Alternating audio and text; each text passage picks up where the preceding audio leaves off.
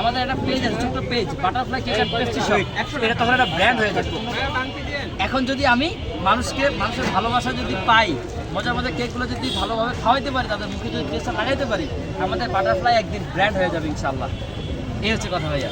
Page কি ভাই continue হয়ে গেছে? হ্যাঁ, আমার পেজে আলহামদুলিল্লাহ 20,000+ ফলোয়ার আছে ভাই। আমি আসলে ফেসবুক খুব একটা চালাতাম না, আর এই ভিড়ের মধ্যেও আমি ফেসবুক চালানোর সময় পেতাম না।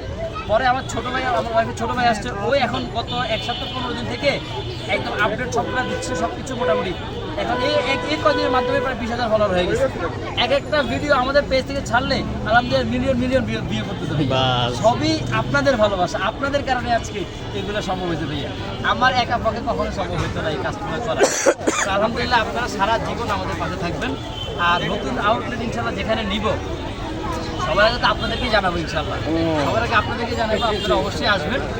এমন একটা আউটলেট নিব যেখানে মিনিমাম 100 মানুষ বসে অন্তত খেতে পারে। এখানে অনেক মানুষ দাঁড়ায় খায়, খাওয়ার পরিবেশটা এরকম। স্পেসটা অনেক বড় হবে। স্পেস, হ্যাঁ, একটা ভালো স্পেস দিব যেখানে চেয়ার টেবিল একদম ভরা থাকবে ইনশাল্লাহ। অনেক মানুষ খেতে পারবে বসে, এরকম একটা স্পেস দিব ইনশাল্লাহ। তো সবাই দোয়া করবেন আমাদের জন্য। আর আগে আগারগাকে ইনশাল্লাহ পুরো থাইল্যান্ড বানায় ফেলবে। এটা কিন্তু সত্যি কথা। যদি আল্লাহ চায় তো আগারগাকে পুরো থাইল্যান্ড বানায় ফেলবো।